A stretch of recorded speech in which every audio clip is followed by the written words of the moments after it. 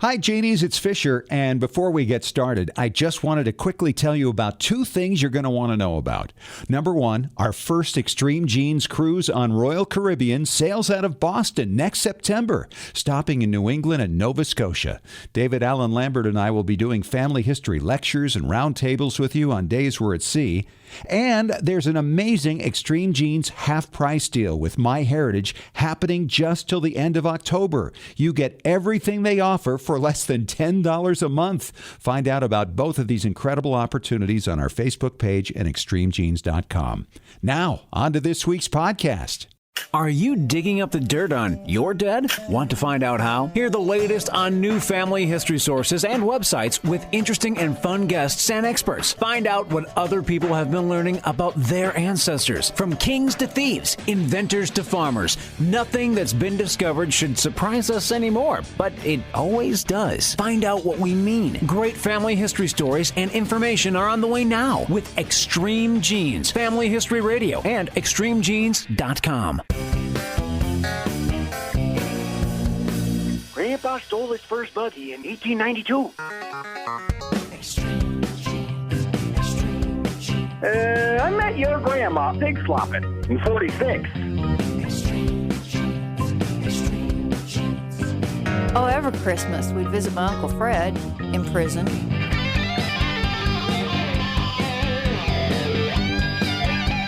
Hey, welcome back to another jam-packed episode of Extreme Genes, America's family history show on extremegenes.com. I am Fisher, your radio root sleuth, on the program where we shake your family tree and watch the nuts fall out. Well, I'll tell you what, we've got a story today that's going to take up most of the show, and you're going to want to listen to every moment of it. First, we're going to start out with a couple of ladies in about 8 minutes who had a problem when their DNA results came back. And if you've gotten into DNA, you know things can be surprising, but not typically this surprising. Wait till you hear from Jessica and Alice from North Carolina and Washington coming up in just a little bit. And then after that, Cece Moore, who you've seen on many genealogical television shows. She's a genetic genealogist. She's going to give us her take on this story because she had an involvement in it. So we're looking forward to talking to Cece. But right now, it is time to check in with our good friend at the New England Historic Genealogical Society and AmericanAncestors.org, the chief genealogist, David Allen Lambert. Hello, David. How are you doing? I'm doing great, but not as good as two sisters that have been reunited in Florida. Do you see that story about the Korean girls that were found, that they were sisters working together? Yeah, working together on the same shift in a hospital in Florida. Separated in South Korea as children from an orphanage and adopted out to two different American families. That's amazing. I mean, I love DNA for what it does for our ancestors, but to pull together, as we've heard many times on the show, putting immediate families back together again is amazing. It really is. And in fact, what we have coming up later in the show is going to get into this even more. It's fascinating stuff. What else do you have this week, David? Well, I'm going to dig a little deeper for you this time. Of course, you've probably heard of Mount Vesuvius and the famous date of 79 AD when Pompeii was laid under blankets of ash. And the culture was destroyed pretty much over there. However, archaeologists, you think that they've found everything, have dug a little deeper down to the Samnite culture, which is the original occupants of Pompeii. Pompeii, the Roman army came in, destroyed the Samnite culture pretty much, but a tomb of a 35 to 40-year-old lady with all the pottery undisturbed. It's 500 years older than the eruption at Vesuvius. Wow. Yeah, it's amazing. So that's big historical news. I mean, I learned about a culture I didn't even know existed. And you got to think Vesuvius, which destroyed one culture, actually helped preserve the remnants of this previous culture. It really did. And, of course, this whole area was also affected by World War II, and it could have been destroyed by the Allied bombings there as well. And speaking of military. Exactly. That comes to a point that I know we've chatted about off the air. A lot of people realize that when a veteran dies, they're entitled, he or she, to a military gravestone. But a lot of people doing their research may come across a Revolutionary War veteran, a Civil War veteran, War of 1812, whatever the case might be. The federal government, through the Veterans Administration, using Form 40-1330, just Google search Veterans Headstone 40-1330, and you'll find the forms online. Now, I think I remember you talking about one of your ancestors that you got a stone for. Am I correct? Yeah, that's right. Westchester County, New York, a Revolutionary soldier. He was not marked. The form cost me about $80 to process, but the government actually came up with a fabulous military stone, and we had a ceremony there with people dressed up in Revolutionary garb as they marked his grave. It was absolutely phenomenal. Canada offers the same thing. So if you have a Canadian ancestor who fought in the war, through the lastpostfund.ca, that website is a government organization that will allow you to put in an application, just like we do in the States, to get a gravestone for your World War I or World War II or whatever war Canadian ancestor. I'm doing that right now for my granduncle. Great stuff. It really is. My tech tip is you're online, you go onto one of the commercial sites like Fold 3 where you can get the free War of 1812 pensions. You print those all off, and you've got them in the order they were in the case. And I'm sure you've done this before, probably at the archives or whatnot, where you have all this paperwork and it's a jumble. My suggestion is to scan each one of the documents, or if you have the digital images, number them in chronological order. It's going to read like a diary. Each one of the things are going to tell the story from the application all the way to the veteran's death. Yes.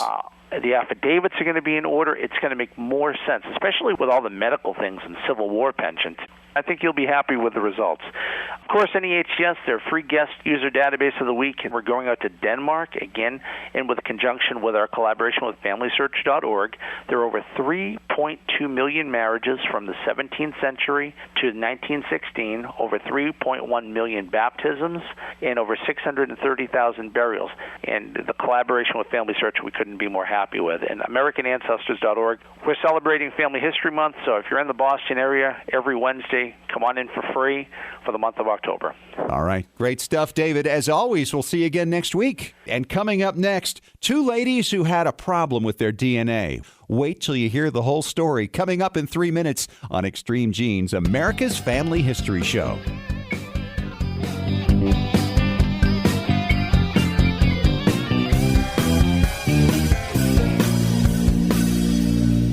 Well, Genies, for the past year, I've been telling you all about my personal family history researcher who searches the web 24/7 for new finds about my ancestors.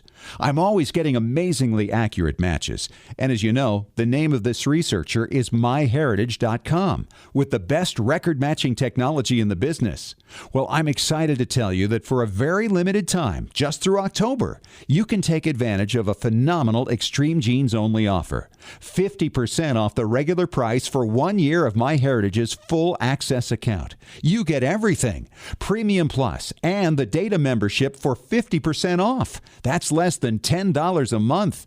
Don't wait. Just go to myheritage.com and use the promo code EXTREME2015. One word, EXTREME2015. It's an Extreme Genes special you won't want to miss. Put myheritage.com to work for you 24/7 with their remarkable technology now for less than $10 a month. Extreme Genes is sponsored in part by 23andme.com, a personalized genetic service that helps people access and learn from their DNA. 23andme.com offers one of the most detailed ancestry composition reports on the market today, telling you what % of your DNA is from different regions around the world. The 23andMe service also allows you to connect with people who may be related to you through DNA. With over 1 million customers, you could discover hundreds of matches with relatives who share your DNA and ancestry. Simply order a DNA kit at 23andme.com and your kit will arrive in the mail. Provide a small saliva sample and send it back in the prepaid package. When your reports are ready, you can access them in a secure online account and start exploring. Find out why over 1 million people from around the world have done 23andMe. Order your kit today for $99 at 23andme.com. That's the number 23andme.com. Hi, Genies, it's Fisher. So excited to tell you about our very first Extreme Genes Family History Cruise, September 13th through 18th, 2016. We'll be leaving out of Boston on Royal Caribbean with stops in Bar Harbor, Maine, St. John, New Brunswick, and Halifax, Nova Scotia. On days we're at sea, join me and David Allen Lambert, Chief Genealogist of the New England Historic Genealogical Society and AmericanAncestors.org, for lectures and roundtables on several genealogical topics. See where your patriot ancestors ancestors fought in the Revolution, or where your loyalist ancestors claimed their new homes. For pricing, go to our Extreme Genes Facebook page or visit extremegenes.com. Now is the time to make your reservations because when the cabins are gone, they're gone.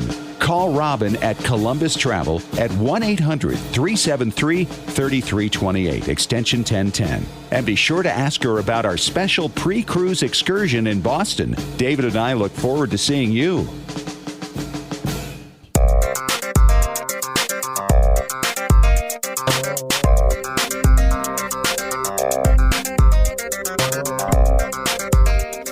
Welcome back to Extreme Genes, America's Family History Show. This is Fisher, your radio root sleuth, with two guests, Jessica in Raleigh, North Carolina, and Alice in Vancouver, Washington. Ladies, nice to have you on the show. Thank you. It's nice to be here. You know, I'm thinking about this. Typically, when we bring people on, they're cousins of some sort, or they made some relationship discovery, and yours is a little bit different. You're cousins, but you're not. I want to start with you, Alice, because you began this investigation some time back, and this has made a lot of noise. We've talked about it on the show before, but it's great to have you guys on to talk about your journey of discovery to find out exactly what was going on here. Let's lay down the groundwork. Alice, how did it start for you?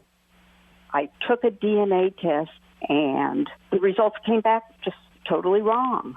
It said that I was half Jewish, and I knew I was supposed to be 3/4 Irish. I mean, there was no question in my mind. It was really perplexing. It just set me in knots trying to find out what was happening. And my brothers were making fun of me and calling me their Jewish sister. And why did I give up my Irish heritage? What did you make of it, Alice, at that point? You knew your heritage. You knew your parents. I assume you knew your grandparents. No, I did not know my grandparents. None of my grandparents were alive by the time my parents married. So I was going purely on paper trail. Right. It looked right for my mother's side, and so my father was a mystery. He was raised in an orphanage from the time he was a year old. So I had doubt. Sure. You were thinking you were an Irish girl and it comes back Jewish. Did your siblings test? Well, yes. There are 7 of us, and eventually all 7 of us tested. All with the same results? All with the same results. We all tested at 23andMe, and I actually had 2 brothers who took Y-DNA tests. But it was real clear, and originally we sent my results off to Doug McDonald, who essentially said it's as clear as can be. One of your parents is Jewish. All right. Now, let's go over and talk to Jessica. Now, Jessica, you're in Raleigh, North Carolina. What did you know about your background?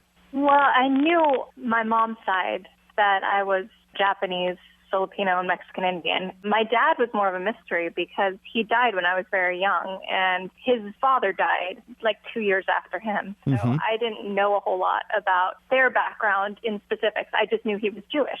So when I took the test, I was hoping to see exactly what kind of Jewish we were, where we were actually from. And like Alice, the results came back wrong. Came back a little bit different. Now your mom's stuff came through, though, right? Yes, that was all right. She did not lie to me.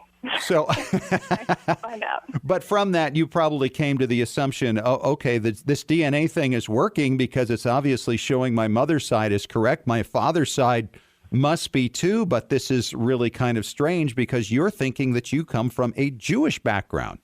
Exactly, and it came back that I was only about 2% Ashkenazi. I knew that my paternal grandmother was probably Sephardic, so that didn't mean I wasn't Jewish. But I thought that my paternal grandfather was supposed to be Ashkenazi Jew, and it turns out he wasn't. And instead it said that I was about 25% British or Irish, which was strange. I didn't expect to be British or Irish at all. I bet not. Now, you two got together at some point. Alice, you reached out to Jessica. How did you see her results? I saw her results because we also tested all our first cousins because we wanted to be sure which side was which. Okay. And we didn't match my father's nephew, one centimorgan. Wow. I mean, it was 0. No relation at all. That's where we got the idea. Okay. But he tied into Jessica. He tied into Jessica. And he tied into Jessica exactly where I would expect a grandchild of our Irish grandparents to tie into them. Sure. I reached out to her. Tell us about that initial communication. Well, to start out with, when I saw her, I started shaking when I saw her listing, and I intuitively knew that this was going to be important. Genetically, she looked like what I would expect to find. Okay. So I wrote to her and asked her would she help me try to solve a 100-year-old mystery that this was my cousin that she had matched up to. And she responded yes. And from there, we started talking. I explained when and where my father was born, and her father was too young. So I suggested, why don't you look at your grandfather? And I'll leave it up to Jessica now. Okay, Jessica, what happened then? Well, it was sort of a crazy thing. She contacted me through, I guess he's my cousin. He was listed on the 23andMe. You get a list of your relatives, right? And he was my closest relative. And she wrote to me, told me she wasn't him, but she was supposedly his cousin, wasn't actually related to him, and then the story unfolded, and I had no idea at first what was happening. She asked me if I had any relation to her family names, if there's any way I could be tied in, and I didn't recognize any of it. But eventually it came out that she had a hypothesis that my grandfather was switched at birth with her father. So she asked me, when my grandfather was born and where. And unfortunately, I just didn't know that much about my grandfather. So I looked up what I could, and it turned out that he was born at Fordham Hospital around the same time, I thought, as her father would have been born. So we're talking in the Bronx, New York. Yes. And I knew my father had been born in the Bronx, so it seemed plausible. And what year were we talking? 1913. 1913. That was the year my father was born, in the Bronx, by the way. I hope we're not all related. Really? This could be very complicated. He was born September 28th, by the way, 4 days after your people. Wow. But he was born at home, so I don't think there's too much to worry about there. So, Jessica, you get this whole thing from Alice that your grandfather and her dad may have been switched at birth in the Bronx. What did you think of that when you first heard it? I thought it was nuts. I couldn't even wrap my mind around it. I mean, I had already gotten these very interesting results from 23andMe about my ancestry, and I just kind of resigned myself to never knowing because so many people on, that side of the family are gone. Sure. I thought I would never find out why I was Irish. I asked my aunt, and she didn't know. I mean, it was a gift, but it was sort of a crazy gift. Did it upset either one of you? Alice, did it upset you to find this out? Well, at first it was disturbing because I didn't know exactly what was happening. Did my mother cheat on my father? Right. I mean, you have all these flights of fancy. How about you, Jessica? I thought it was exciting. I mean, part of it is I'm not quite as close to the actual switch as Alice was, so I think it's probably more traumatic for her. But I thought it was just sort of a really interesting story, and really interesting to me because I've always felt a lot of kinship with Ireland for a reason I never really understood. And to find out that I'm quarter Irish it was exciting for me. Very exciting. So what did you do to confirm this? Was there anything more you could do? We tested Jessica's first cousin once removed, who would be the daughter of my grandparents if, in fact, they were switched. Right. And when we tested her, the results came back that she was our first cousin. And before that, I remember this was a big thing, so I contacted my aunt and asked if she had any pictures of my great-grandparents. And I know we were all waiting with bated breath to see, is there going to be a resemblance between, Alice's father and what I thought were my great-grandparents. And when we got the pictures, I think Alice wrote me right away, and she said she just knew that these were her grandparents. Well, and you can't look at those pictures and come to any other conclusion, frankly. I've seen them. And I mean, one of your relatives' supposed fathers was really tall and the son was really short with a completely different look. And then vice versa, the really short father and the really tall son that looked nothing like him. Yeah, I have a picture of my grandfather with his dad, Sam, and my grandfather's a very tall man, and Sam was very tiny. It's comical now that I think about it, but it must have been very confusing for them. Well, and you think about it, we're talking about a mistake that was made in a hospital room 102 years ago. and some nurse obviously switched your futures and those of your parents and grandparents and your descendants as well. I mean, it's really fascinating, isn't it? Yeah, it's crazy, and that might be the part that is the strangest for me, just thinking how different everything would have been had the switch not happened. They ended up living different lives. And by the way, we should mention that we've got the pictures of these fathers and their alleged sons and the way you ought to see the sons, by the way. They look like the opposite fathers. It's absolutely incredible, and I don't think there's anybody left on the planet that could come to any other conclusion than these dads were switched at birth, which is absolutely unbelievable. So how has this affected your life now that you've found this? Obviously, you've both gotten a lot of attention on it. Are you enjoying the journey? Well, for me, I'm really excited because we've been looking for so long, and the 7 siblings have tested, and we've met over it, and we celebrated my father's 100th birthday together thinking we're never going to find out. And we really wanted to know. So now we're seeing pictures of people who look like us. We Right. never looked like anybody we knew. So it's just thrilling for us. For the next generation, they kind of think it's very interesting. Do we have to change our tattoos? Things like that.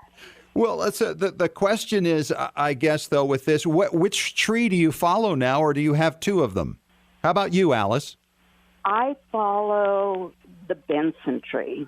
I actually have Philip Benson in the tree as the son of my grandparents, but I also have my father there.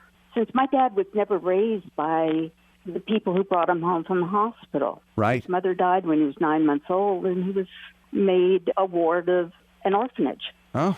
So I really don't have a lot of closeness to that side of the family. Right. How about for you, Jessica? You know, I follow both of them. It's such a confusing situation, but, you know, I feel like they're both sort of my families. I'm so grateful that my grandfather was raised, you know, by loving parents, and I'm just really just shattered that Alice's dad couldn't have the same experience. But I love being able to tell my kids, I have 2 very young children, to be able to tell them where their ancestors are from and this whole story, because I think it all goes into making us who we are. Oh, no question. And the discovery itself becomes part of your family history. Oh, yeah. It's going to be one that's passed down for a while. Now, how did C.C. Moore get involved in this? C.C. Moore got involved almost 3 years ago when I got my results back and I started doing the genetics of it, and I needed to test it against somebody who knew what they were talking about, my theories. Mm-hmm. And so I actually sent my data to her, and she confirmed I was on the right path. And then she's always been there if I had questions about something. She's great about answering those questions. Oh, yes, she is. She's just terrific. All right, we're going to take a break. Thank you, ladies, for coming on and telling this story. It's incredible. Jessica, your blog on this was, number one, hysterical, as well as informative. And we've shared it before. We're going to bring it back. Of course, it's on our website, extremegenes.com. People can check out the pictures of the swapped ancestors here from 1913. And we're going to talk to C.C. Moore about the genetic side of this whole thing coming up next on Extreme Genes, America's Family History Show.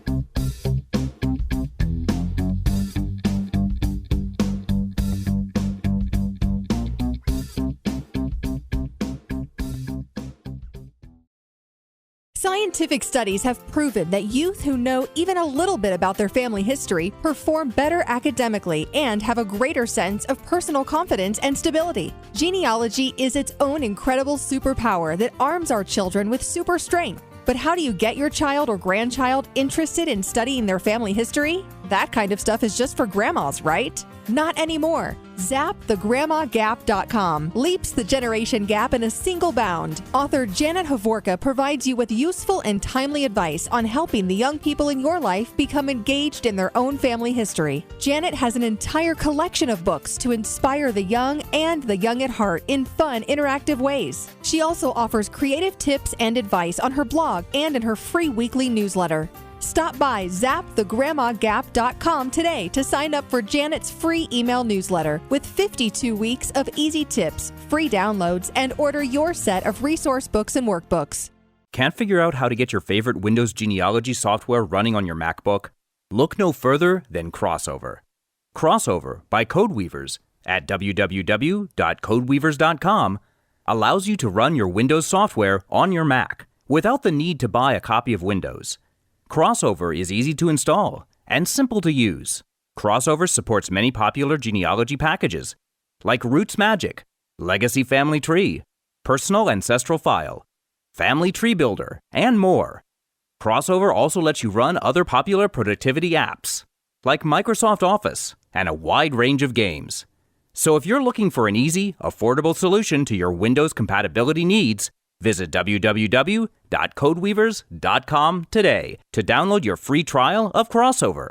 And don't forget to use the deal code FAMILY for an additional 40% off when you purchase Crossover. Looking for an easy way to show off your family history and share it with your family? Family Chartmasters offers beautiful custom pedigree art pieces and inexpensive family reunion draft charts in any design or size that fits your needs. With a free consultation at FamilyChartmasters.com, you can get started creating a new family masterpiece. Family Chartmasters has over 11 years of experience in creating and printing family charts. They can print any style of genealogy chart from any genealogy file and can create exactly what you're looking for. You'll work with a specialized and talented consultant whose goal is to make you happy. Decorative charts make fantastic gifts for all occasions. And with Family Chartmasters' option of ordering duplicate charts at half price along with your original purchase at full price, you can afford to give a family heirloom to each member of your family. Contact Family Chartmasters today at FamilyChartmasters.com for your free consultation. Family Chartmasters will give the greatest care to your family history.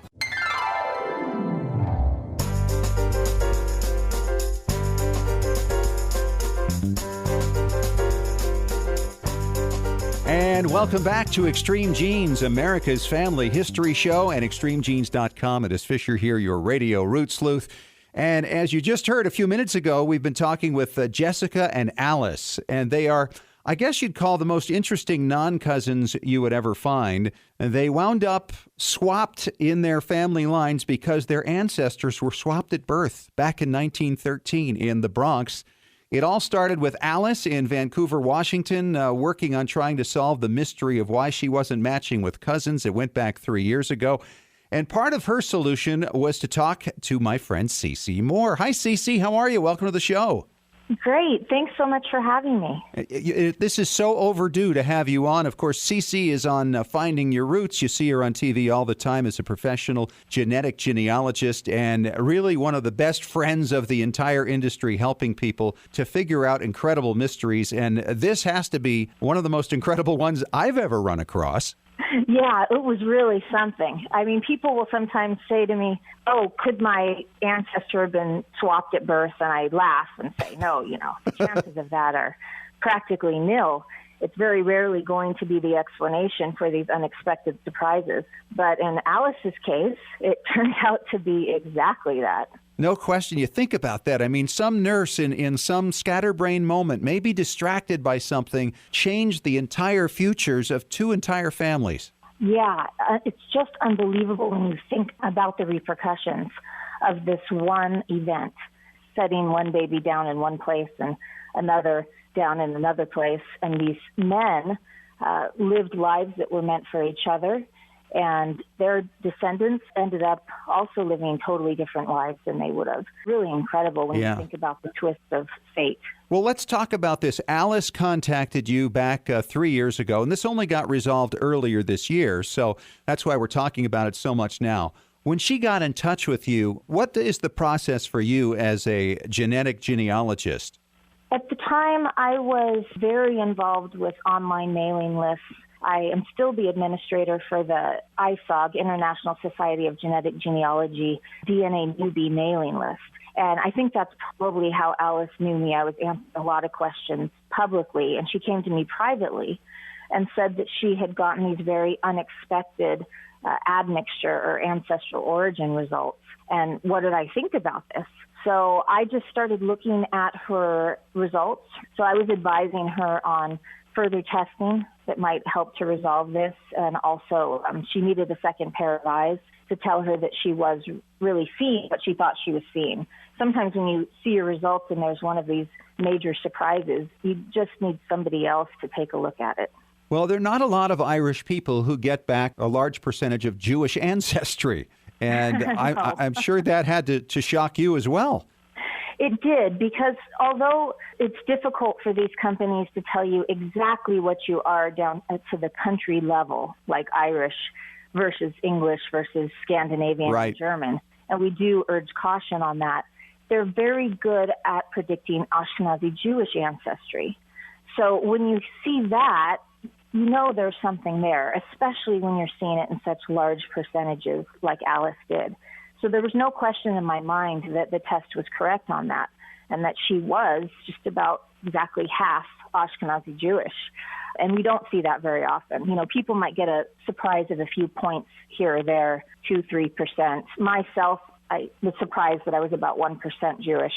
But half Jewish, now that is really something for Irish Alice. Yes, for Irish Alice. And then, of course, ultimately in February of this year, she found Jessica in Raleigh, North Carolina, and they figured out that this whole swap had taken place. The most unusual story maybe you've ever encountered in this situation? Well, you know, I do come across some unbelievable stories. A lot of my work has to stay private, so I can't discuss publicly some of the things that we've seen. But even my public stories, I've had a lot of really big surprises. So I don't know if this is the most surprising. It's certainly among the most surprising. Interesting thing is that we had discussed this possibility of a baby switch, and really it was our main theory. After some time looking at all of the other possible explanations, we had come to the conclusion that is most likely what happened. And interestingly, we were looking for other people that were born in that hospital around the same time, within that, couple of days. And we started looking for people who had very similar last names and testing their family members. I don't know if Alice went into that. The similar name being the idea that perhaps the nurse mistook this from one family for this child from another family? Exactly.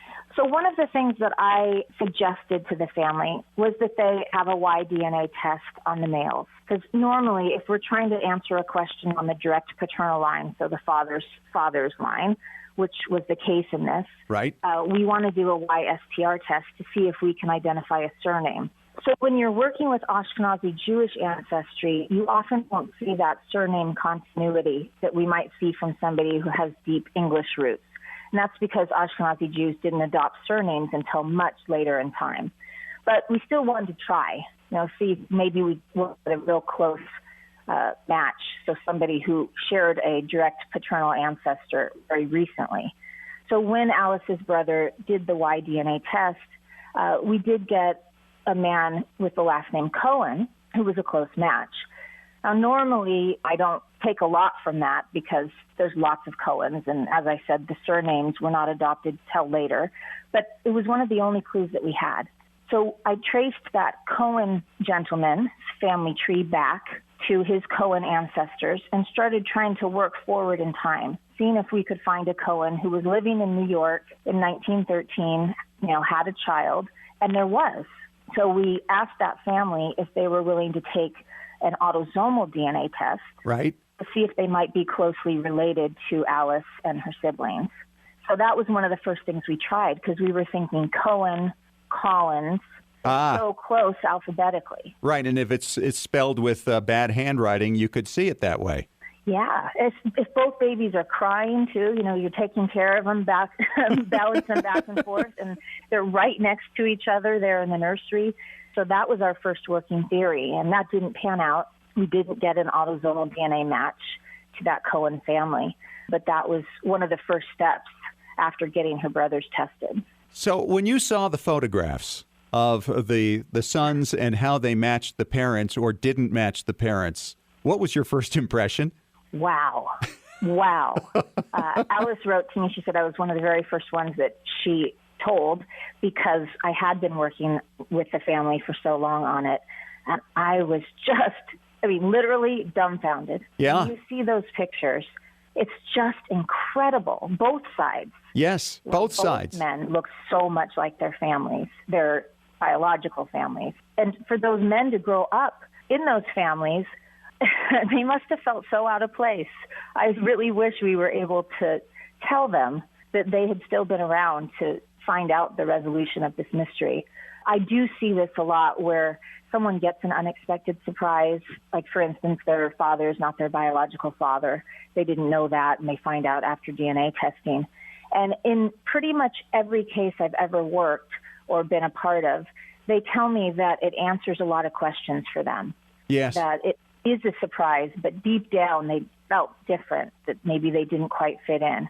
And I'm positive that these two men were feeling that way. She's CeCe Moore. She's the professional genetic genealogist you see on Finding Your Roots and other great TV shows involving family history. CeCe, thank you so much for coming on and talking about this. And I hope you'll come back and talk to us again, because I know you've got a lot in your head that lots of people would benefit from. Oh, I'd love to. This went so fast. There's much more to talk about. There is indeed. Thanks for joining us. Thank you. And coming up next, Tom Perry from tmcplace.com. He's our preservation authority, answering another listener question about preserving your priceless heirlooms on Extreme Genes, America's Family History Show, and extremegenes.com.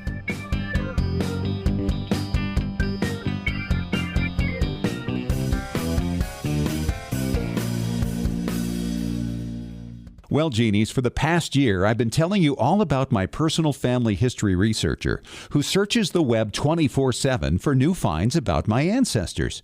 I'm always getting amazingly accurate matches. And as you know, the name of this researcher is myheritage.com, with the best record matching technology in the business.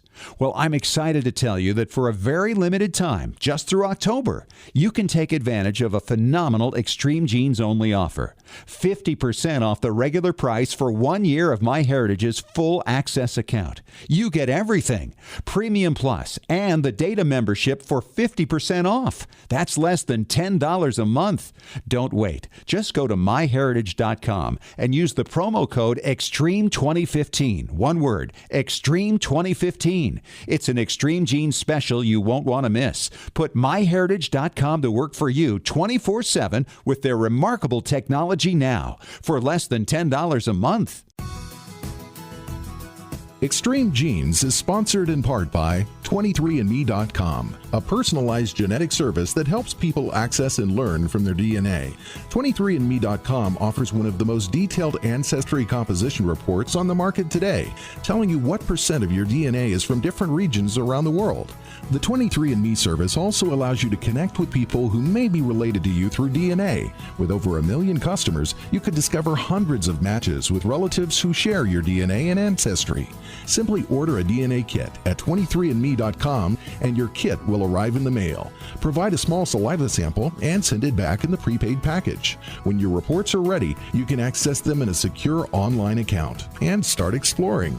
Find out why over 1 million people from around the world have done 23andMe. Order your kit today for $99 at 23andMe.com. That's the number 23andMe.com. Did you know that Family Search Family Tree is available through a powerful new mobile app experience? That's right, now you can view, edit and even add information to ancestors in your family tree whenever and wherever you are. You no longer need to wait to get home or make a date with your computer to view or update your family tree. You can add details to your tree when visiting with family or when capturing details from a trip to the cemetery. You can share new family history discoveries from classroom settings. You can even make the most of your time when waiting for doctor appointments or car repairs. Get started today by downloading the free Family Search Family Tree app to your Apple or Android device. Visit familysearch.org/tree app to get the Family Tree app for free. Exploring and expanding your family tree has never been more convenient. Visit familysearch.org/tree app to download the Family Search Family Tree mobile app today.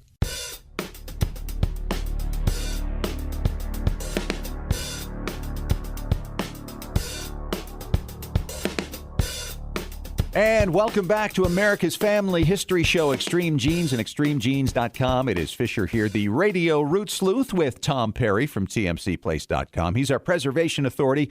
And every week at this time, we talk about stuff you can do to preserve your family heirlooms, those precious things that you want to make sure get passed down for generations. And today, Tom, I'm kind of excited about this. Build a box. You want to explain what this is about? Yeah, it's kind of like a photo booth for your ancestors. Okay, so this is about creating a little something that your camera can be mounted in. Right. And you can put photographs at the bottom and set the lighting and take pictures and get a really nice duplicate. The neat thing about this is something that if you're a do-it-yourselfer at all, you can build these yourself. They're going to be available commercially from some people I've heard about later in the year, but it's real easy to build. So what you're going to do is you're going to build something for your camera phone, because everybody that has like Nikons, Canons, high-end cameras usually have a tripod. They can mount it upside down. They know the way to shoot these things. But a lot of us don't. We have a great camera phone like the new iPhone 6S that they just released, I think, last month. So one of the biggest problems we've talked about in the past is you have these old frames that you don't want to take the frame apart. They're really, really delicate, and you're going to damage them. So what you're going to do is you're actually going to build a box which will have 3 sides. If you're looking at the box, you have the back side, you have the 2 sides, and then you have a top. So there's no front, and there doesn't have to be a bottom either, so you can slide your photos in. And the best way to build this is with some stuff called plasticore. It looks just like cardboard. It's fluted, except it's made out of plastic, and you can purchase it at about any sign shop. And it's not very expensive at all. So what you want to do is get some good quality gaffer's tape, and you'll just tape the seams so the box will stand on its own. In the middle of it, drill a hole, whatever size your camera is. Like if you have the little hole saws, use about like a 1-inch hole. Now, in the middle of what? We're talking on the top? Yes, on the top. Okay. So you're looking at the box, and it's basically a U with a back, and it's upside down U. Yes, okay. You'll set your camera phone on it to shoot, and then you say, well, what about my flash? You don't want to use a flash on your camera for something like this because it's going to reflect all over, be really strange.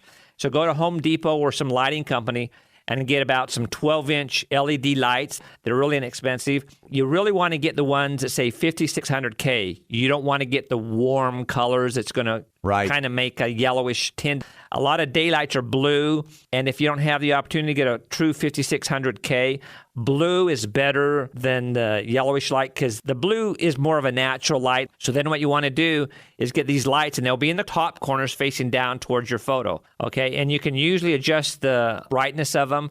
And if they don't come with their own slider on them, you can go to Home Depot and buy really inexpensive dimmers and just hook a dimmer to both of them, and then you'll be able to adjust your light. Because the neat thing about the camera phones, they have the big, huge screen, and so what you see is what you're going to get. Right. So you have your little LED lights. Just use some double-sided tape to stick them in the corners. You don't want them shining right down on the photo. You want them kind of on an angle, like a 45-degree angle, so they're kind of in the corners, and that will shine down on your photos. Now, if there's something on them that's going to cause a glare, you can buy a really simple polarizing filter, and you don't need very big ones because most camera phones, the camera itself is pretty small. Right. Most of them are going to be under 1 inch. So call B&H Photo or go to your local photo shop and just get a little polarizing filter. Now, you're going to want to get the polarizing filters that are called a 2-stage. So there's actually 2 rings on the polarizing filter, and you can spin one. So what you're doing is you'll set that under your lens, and you'll be looking through your camera, and you'll just kind of spin one of the filters until you see the glare go away,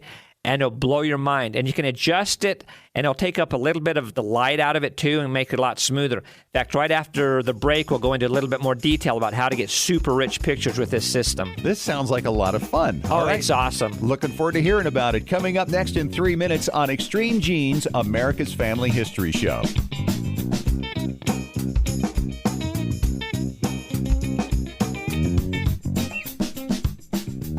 Looking for an easy way to show off your family history and share it with your family? Family Chart Masters offers beautiful custom pedigree art pieces and inexpensive family reunion draft charts in any design or size that fits your needs. With a free consultation at FamilyChartMasters.com, you can get started creating a new family masterpiece. Family Chart Masters has over 11 years of experience in creating and printing family charts. They can print any style genealogy chart from any genealogy file and can create exactly what you're looking for. You'll work with a specialized and talented consultant whose goal is to make you happy. Decorative charts make fantastic gifts for all occasions. And with Family Chart Masters' option of ordering duplicate charts at half price along with your original purchase at full price, you can afford to give a family heirloom to each member of your family. Contact Family Chart Masters today at FamilyChartMasters.com for your free consultation. Family Chart Masters will give the greatest care to your family history.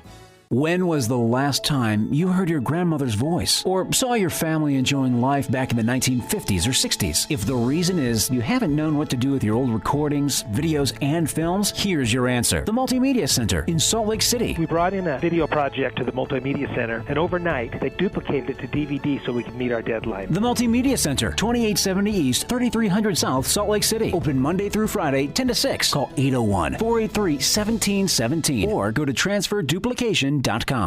Can't figure out how to get your favorite Windows genealogy software running on your MacBook? Look no further than Crossover. Crossover by Codeweavers at www.codeweavers.com allows you to run your Windows software on your Mac without the need to buy a copy of Windows. Crossover is easy to install and simple to use. Crossover supports many popular genealogy packages like Roots Magic, Legacy Family Tree, Personal Ancestral File, Family Tree Builder, and more. Crossover also lets you run other popular productivity apps like Microsoft Office and a wide range of games. So if you're looking for an easy, affordable solution to your Windows compatibility needs, visit www.codeweavers.com today to download your free trial of Crossover.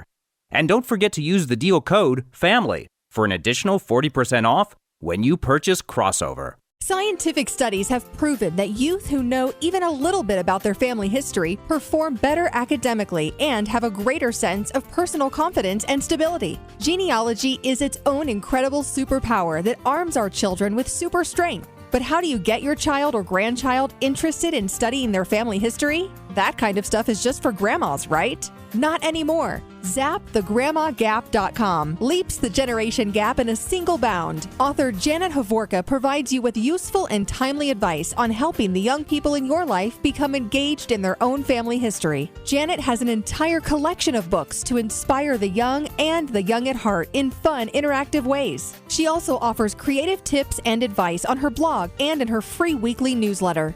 Stop by ZapTheGrandmaGap.com today to sign up for Janet's free email newsletter with 52 weeks of easy tips, free downloads, and order your set of resource books and workbooks.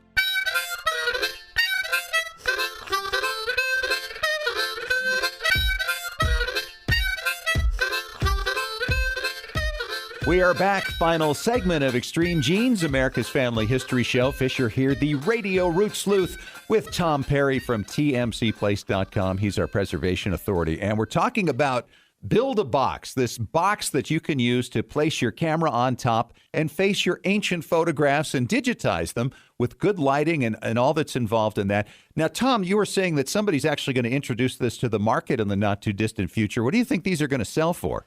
From what I understand, the preliminary estimates are about $100 a piece. Ooh, and what would be the cost of building it yourself, like you've been describing in the previous segment? If you spent $50, you would be having, the Rancho Deluxe one. Really? Oh, absolutely. In fact, some people are going to think, well, can I just use a cardboard box? Yeah, you can use a cardboard box, but make sure it's a white box. You don't want to use one that's the craft color. And the neat thing about that is with LED lights, there's not going to be any heat put off that's going to cause any problem. Whereas if you try doing this with a cardboard box and put incandescent lights in there or something, you could kind of kill your ancestors as you burn their pictures. Ooh, that's a dangerous thing, and that's a good warning right there. Absolutely. Yeah, don't think, oh, hey, I've got some lights, I can use this. Even fluorescent lights give off a little bit of heat. You want to use good quality LED lights because they're not going to put off the heat. They're not going to damage your pictures. If the phone rings and you walk away from it, you're not going to come back and see Aunt Mary's now turned brown. She'll still be fine. Oh, that would sicken me. Oh, it would. It'd really be bad. So, like I say, you can use a white cardboard box, but I would splurge a little bit and spend another $10 and go to a sign shop or someplace that sells a plasticore, like the craft shops anyplace, and just get some good gaffer's tape, make a nice little box out of this. Now, one thing that we've talked about, this is for camera phones. Don't try doing this with your 35 millimeter unless it's a really, really small one. Then go ahead and knock yourself out with one of those things too. But remember, you don't want to put a second hole in the box for your flash. You definitely want to use the LED lights because if you use your flash, the distance it is from your lens is going to cause all kind of reflections of things, so you don't want to deal with that. But go ahead and contact bhphoto.com, and you can get the two-stage polarizing filters. You really want to get the two-stage polarizing filters because it's a lot easier when you have the one and you're kind of just twisting it till you see the depth of field that you want. You see the reflections going away. It's just super wonderful. The other one, it's a little bit harder to use, a little bit more expensive, but it's worth your time to do it that way. Now, one thing you want to do is sometimes you're going to have the old pictures that are kind of curled. You know, what am I going to do with the curl? Well, since you have a polarizing filter, you can put a piece of glass over it. Go to the dollar store, buy a frame for $1, and take that glass and then just set it right on top of the photo you're shooting. If you have something that's really, really big, you can make this box any size you want. But you have to remember, with your depth of field, if you go wide, you're going to have to also go taller. If you go taller, you're going to need brighter lights. Yeah, that's a good point, because it's got to be able to reach that within the perusal of the lens, right? Exactly. And if you're not a math genius, the easiest way to do that is set down your 11 by 17 photo, or however big it is, and just start lifting up your camera phone until you can see the entire image on your camera phone. Get a tape measure, see how high your camera is. Okay, that's 14 inches up, so I'm going to have a box that's 14 inches up by 11 by 17 or whatever. And that's what's neat about Plasticor. Most sizes it comes in is like 12 by 24 or 24 by 48. You can even get 4 by 8 sheets if you're really crazy. And it is really cheap, by the way. Oh, it is. Like the political signs. So when you build this, when you know your dimensions and everything, it's going to be really easy. But it's a wonderful thing. It's a good way to get all your pictures scanned and ready. And so when you come on the cruise with us next year, you'll be able to fix them in Photoshop. All right. Build a box. I like the sound of it. Thanks, Tom. You bet. Thank you. Good to see you. Well, that wraps up our show for this week. Thanks once again to Jessica from Raleigh, North Carolina, and Alice from Vancouver, Washington, and C.C. Moore, the genetic genealogist, for coming on and talking about the amazing switched at birth ancestry that's been discovered for Jessica and Alice. What a story. If you didn't catch it, make sure you listen to the podcast. You can find it on iTunes, iHeartRadio, and, of course, extremegenes.com. Hey, remember to join our Facebook community of Extreme Genies. Give us a like on the page. We'll see you again next week. And remember, as far as everyone knows, we're a nice, normal family.